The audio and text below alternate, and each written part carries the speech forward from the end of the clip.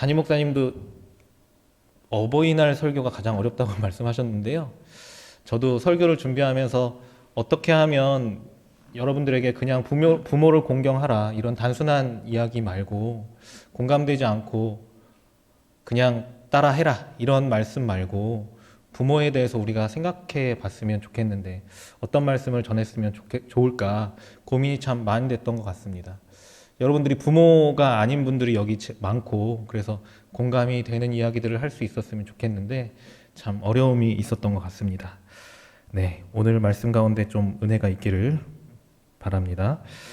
혹시 여러분들 음악 좋아하십니까? 여러분 음악 들으실 때 어떤 걸 위주로 들으세요? 뭐 어떤 사람들은 멜로디 라인이 좋은 음악을 좋아한다거나 어떤 사람들은 또 뭐 리듬이 자기가 마음에 드는 리듬의 노래를 좋아한다거나 선호하는 것들이 있죠. 뭐 아니면 어떤 사람들은 가사의 내용이 좋은 노래면 귀담아 듣는 사람들이 있고요. 근데 사실 저는 이제 가사도 별로 신경 쓰지 않는 사람 중에 한 사람인데요. 저는 그냥 전체적으로 느낌이 좋으면 그냥 제 마음입니다. 제 마음에 그냥 느낌적으로 이거 좋은 것 같은데 이러면 주로 듣는 스타일인데요.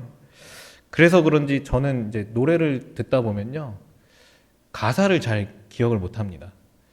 그래서 수도 없이 들었던 노래도요. 오랜만에 밑에 자막이 나오는 영상을 보거나 하면요. 이 노래에 이런 가사가 있었나? 이렇게 생각하는 경우들이 꽤 많이 있습니다. 그건 뭐 그냥 일반 음악을 들을 때만이 아니고요. 찬양 가사도 마찬가지입니다. 저는 전체적인 느낌만 좋으면 찬양 가사를 잘 신경 쓰지 않다가 제가 이제 인도를 해야 되거나 불러야 될 때 되면 가사를 다시 한번 이제 돌아보는 스타일인데요. 오늘 노래 얘기를 하는 이유는 제가 어떤 한 노래 이야기를 가지고 함께 나누고자 하기 때문입니다. 오늘 본문 이야기를 주제로 한 노래가 한 곡 있어요. 많이 들어보신 분들도 계실 텐데요. 네, 요게벳의 노래라는 곡이 있습니다. 모세의 어머니 요게벳이 자녀를 강에 띄어보내면서의 마음이 어땠을까를 상상해 보면서 만든 곡입니다. 그 곡은 근데 제 느낌상으로는요, 노래가 굉장히 다이나믹하거나 뭔가 되게 잔잔하고 멜로디 라인이 너무 매혹적이거나 이렇지는 않은 것 같아요. 이 곡은 가사가 참 중요한 곡이죠. 그래서 제 플레이리스트에는 없었던 곡이라는 얘기를 하는 건데요. 플레이리스트에는 없는 곡인데 어버이 주일 설교를 제가 준비하면서 무엇을 나눌까 고민하던 중에 이 요게벳의 노래가 생각이 났습니다. 그래서 다시 한번 듣게 됐는데요. 이 노래 가사는요. 작은 갈대 상자 물이 새지 않도록 역청과 나무진을 칠하네. 어떤 마음이었을까? 그녀의 두 눈엔 눈물이 흐르고 흘러 동그란 눈으로 엄마를 보고 있는 아이와 입을 맞추고 상자를 덮고 강가에 띄우며 간절히 기도했겠지. 정처 없이 강물에 흔들흔들 흘러내려가는 그 상자를 보며 눈을 감아도 보이는 아이와 눈을 맞추며 주저앉아 눈물을 흘렸겠지. 너의 삶의 참 주인, 너의 참 부모이신 하나님 그 손에 너의 삶을 맡긴다. 너의 삶의 참 주인, 너를 이끄시는 주, 하나님 그 손에 너의 삶을 드린다. 이렇게 1절 가사가 후렴까지 진행이 되는데요. 혹시 처음 들으신 분들도 계실 텐데요. 여러분들 중에 많이 들어보셨던 분들은 어떤 가사가 가장 마음에 와닿는지 참 궁금합니다. 들어보신 분 계시죠? 또 시킬까봐 손을 안 드실 텐데요. 들어보신 분 중에 혹시 나는 이 가사가 가장 마음에 든다 하시는 분 계실까요? 네, 없죠. 찬양팀을 봐도 없고 어디를 봐도 없습니다. 근데 대부분의 사람들은요, 아마도 참 주인이신 하나님 손에 맡겨드린다는 고백을 떠올리고, 결국은 우리 삶의 주인이 하나님이심을 고백할 수밖에 없구나를 가장 많이 떠올리지 않을까 생각하게 됩니다.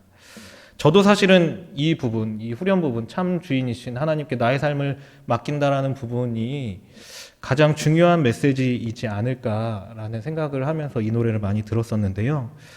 이번에 설교를 준비하면서는 다른 곳에, 다른 가사에 눈이 많이 갔던 것 같습니다. 어떤 구절일까요? 여러분, 어떤 구절일지 상상이 되십니까? 여러분들이 주보를 안 보시는 게 참 다행인데요. 네, 오늘 제목으로 삼았던 어떤 마음이었을까라는 가사에 제 눈이 가장 많이 가게 되었습니다. 정말 어떤 마음이었을까? 이 아이를 떠나보내면서 이 요게벳이라는 어머니의 마음은 어땠을까를 생각해 보게 됐다는 것이죠. 우리가 오늘 함께 읽은 본문은요, 이 노래의 배경이 되고 모티브가 된 이야기 부분입니다. 이 구절 속의 이야기들을 가지고요, 상상을 하고 그 안에 마음이 어땠을까 묵상하면서 쓴 곡이 이 노래입니다. 그렇다면 우리 이 상황을 좀 함께 보는 게 필요할 것 같은데요. 오늘 시작하면서 레위 사람 하나가 레위 여자에게 장가를 들었다고 이야기하죠. 그리고 그 레위 여자는 임신을 합니다. 그 레위 여자가 요게벳이죠. 모세의 어머니 요게벳입니다. 그리고 아들을 낳았죠. 여기까지는 지극히 정상적인 진행이죠. 네. 결혼을 했고 아이를 임신했고 아이를 낳았습니다. 굉장히 정상적으로 진행되다가요. 그런데 이상한 대목이 갑자기 튀어나오죠. 석 달 동안 숨겼다는 이야기가 나옵니다. 그리고 더 숨길 수 없게 되었다고 이야기하죠. 아이를 숨길 수밖에 없고 이제는 그 상황도 숨기지도 못하는 상황, 숨기는 것이 불가능해진 상황 앞에 서게 됐다는 것입니다. 왜 아이를 숨길 수밖에 없고 숨기는 것도 불가능하게 됐을까? 그 단서는요, 출애굽기 1장에 나와 있는데요. 요셉 이후에 애굽에 정착한 이스라엘 민족들이 어떻게 되어졌죠? 네, 번성하여졌습니다. 얼마나 번성했으면 애굽 왕 바로가 이 민족이 커지는 것을 염려할 정도로 번성했죠. 그래서 바로는 자신들보다 강해질 것을 염려해서 이 민족이 더 이상 번성하지 못할 방법들을 좀 고안했죠. 그러다 생각한 방법이 남자 아이들이 태어나면 죽이고 여자 아이들이 태어나면 살려두는 그런 아이디어를 내게 되죠. 요게벳은 이런 상황 가운데 처해 있었다는 것입니다. 그 상황 속에서 요게벳의 마음은 어땠을까요? 임신을 하게 됐습니다. 네, 요즘도 임신을 하면 여아인지 남아인지 알려주지 않으려고 하죠. 물론 알려주는 경우도 있는데요. 그것도 꽤 시간이 지나서야만 남자인지 여자인지 알 수 있습니다. 그런데 그 당시에 임신한 그 즉시, 낳을 때까지 남자아이인지 여자아이인지 알 수 있는 방법이 없다는 것이죠. 자신이 임신한 자식이 여자아이인지 남자아이인지 알 수 없다는 건 내가 이 아이를 낳았을 때 이 아이의 생명이 어떻게 될지 알지 못하는 상황 가운데 있다는 것입니다. 자기가 낳은 자식이 낳자마자 죽게 될 사람인지 아니면 살 수 있는 아이인지 전혀 알 수 없는 상황 가운데 있었다는 것이죠. 낳기 전부터 내가 낳을 아이의 안전에 대한 불안과 두려움이 있었습니다. 그런데 아이를 낳았죠. 딸이 아니라 아들이 나왔습니다. 애굽 왕의 명령 가운데 죽이라고 한 아이는 남자 아이죠. 낳자마자 불안함 속에서 아이를 낳았는데요. 두려움 가운데 아이를 낳았는데요. 그 아이가 죽을 수밖에 없는 남자 아이라는 것입니다. 이 아이가 죽게 될 것이라는 슬픔과 두려움 가운데 있는 게 요게벳이었다는 것입니다. 아이를 향한 안타까운 마음을 가지고 시작할 수밖에 없는 게 요게벳이었다는 것이죠. 그래서 그 안타까운 마음 때문인지 아이를 숨기죠. 그리고 숨기고 그 요게벳의 마음이 편했을까요?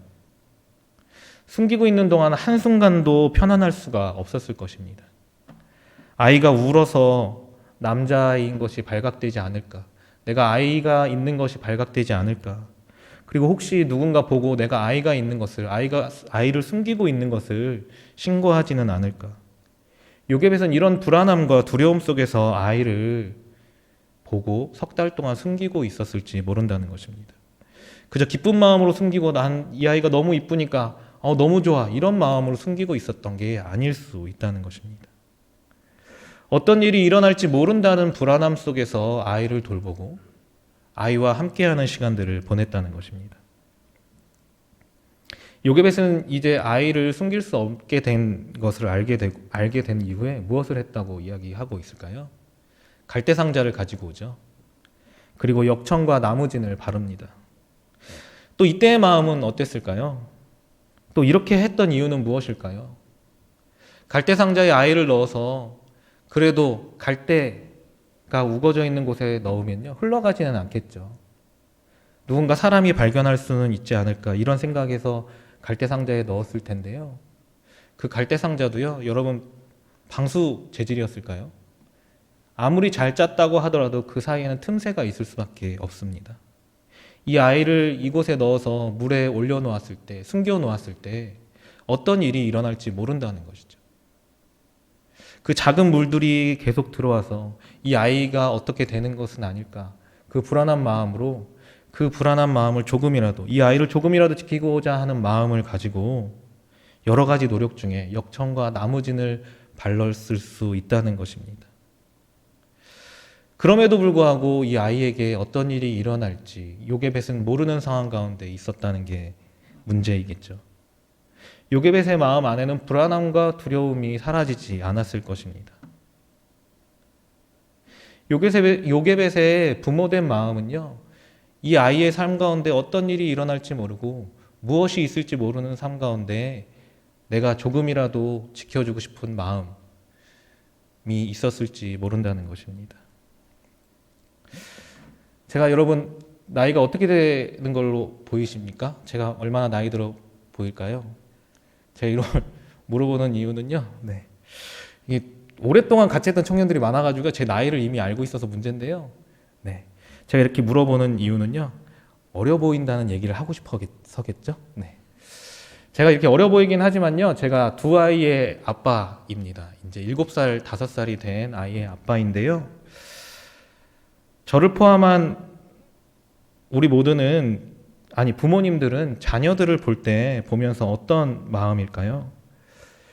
요게벳처럼 정부에서 나서서 아이를 죽이라고 명령하지 않으니까 너무 편안하게 기쁜 마음으로 아이들을 돌보고 있을까요?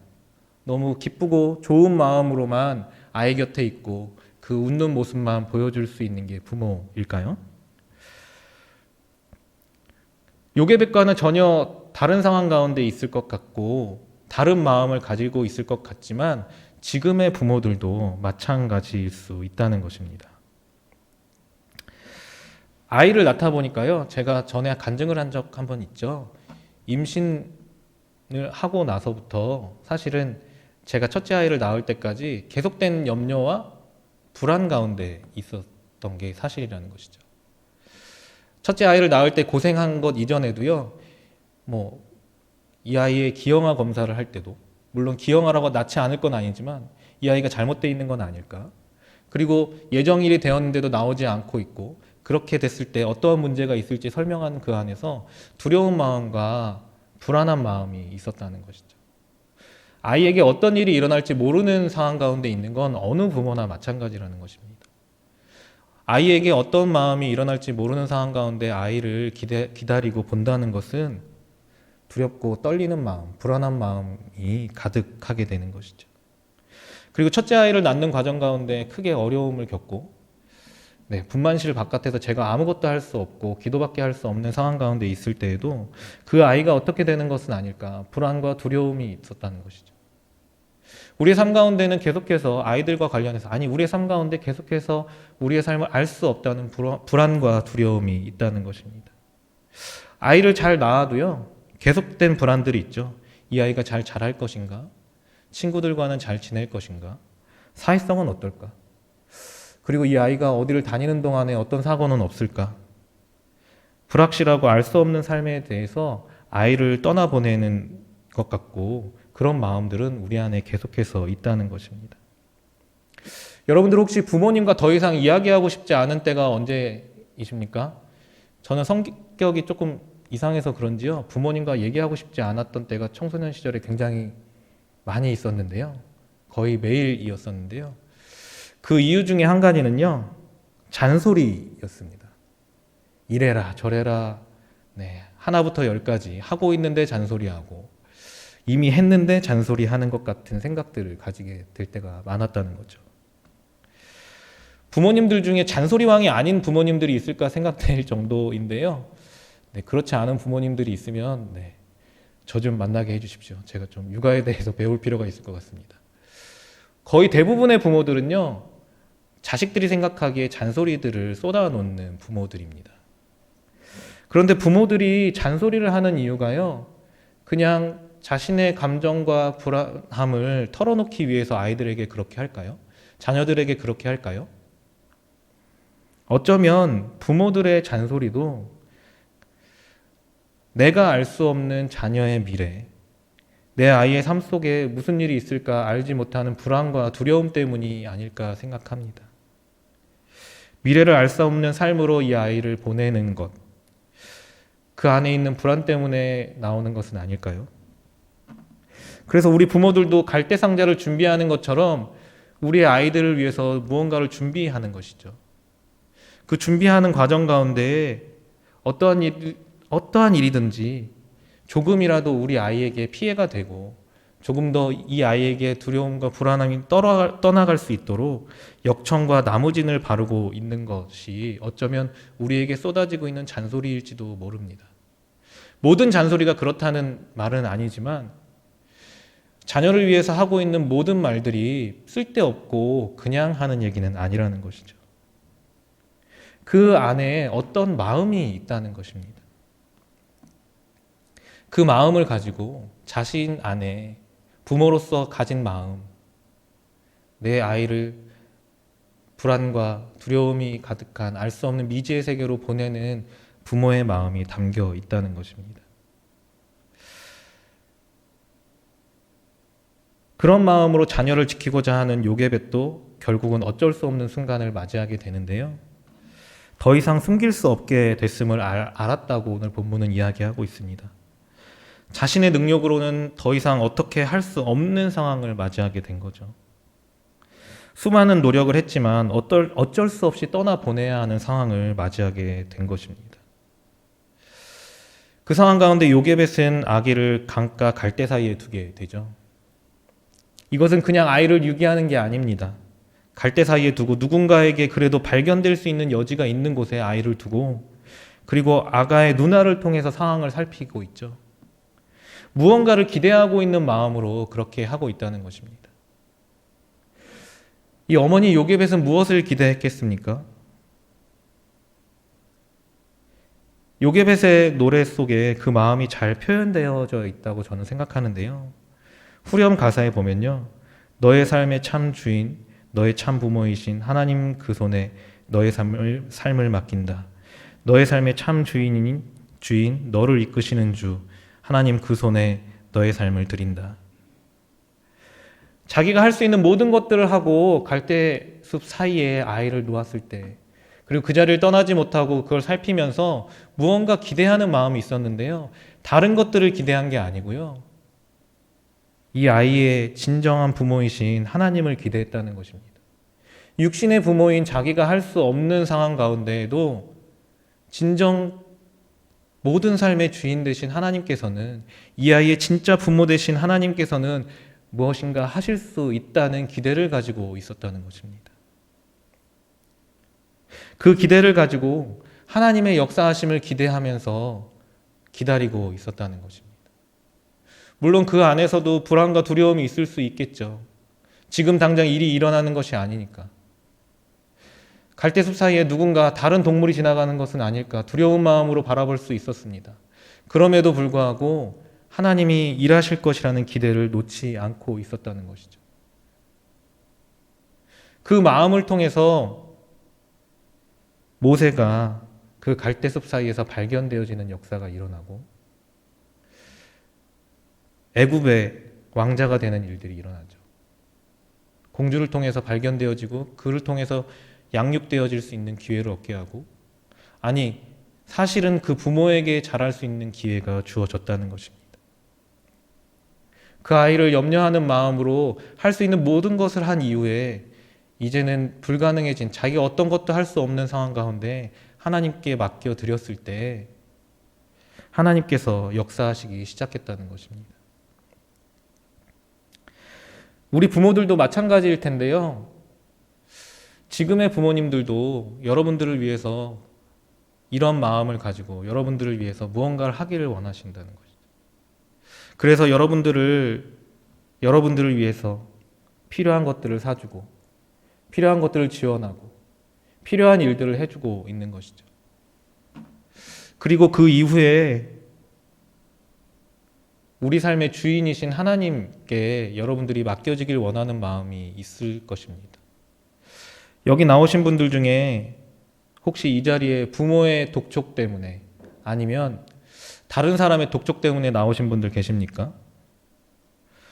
하지만 억지로 오셨다고 하더라도요, 육신의 부모가 자신이 할 수 있는 것을 다 하고 이제는 진정한 부모에게 맡기길 원하는 마음에, 진정한 부모에게 이끌림을 받는 삶을 살기를 원하는 마음에 여러분들을 푸시하고 있을 수 있다는 것들을 생각할 수 있으면 좋겠습니다. 여러분들을 그냥 귀찮게 하려고 이 자리에 나아가라고, 예배 가운데 나아가라고 말하고 있는 게 아니라는 것입니다.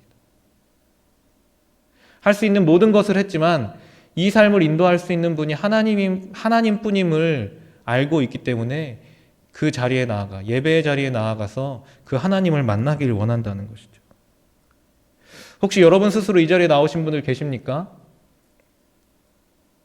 그렇다면 부모의 손에 이끌리지 않았다 하더라도 이 자리에서 여러분들이 지금 진정한 부모이신 주님의 손에 이끌리고 있음을 기억하실 수 있으면 좋겠습니다. 삶의 부모가 할 수 없는 것들을 이 자리에서 만나는 하나님께서 여러분들 삶에 행하실 것이기 때문입니다. 어떠한 이유로 이 자리에 나왔던, 억지이던 스스로이던 이 자리에 나와서 여러분들이 만나는 것은 여러분들의 진정한 부모이신 하나님이심을 여러분들이 기억할 수 있으면 좋겠습니다. 우리의 육신의 부모의 마음을 통해서, 우리의 육신의 부모의 마음으로 양육되어지고 우리 삶을 향한 불안한 마음 가운데 할 수 있는 모든 것들을 한 이후에 하나님께 맡겨드리는 것 안에서 여러분들은 하나님의 인도하심을 받을 수 있는 기회를 얻게 되어진다는 것입니다.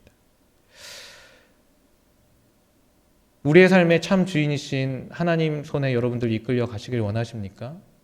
그리고 그 하나님께 인도하기를 원하는 부모의 마음, 그리고 여러분들을 인도하는 사람의 마음을 아시겠습니까?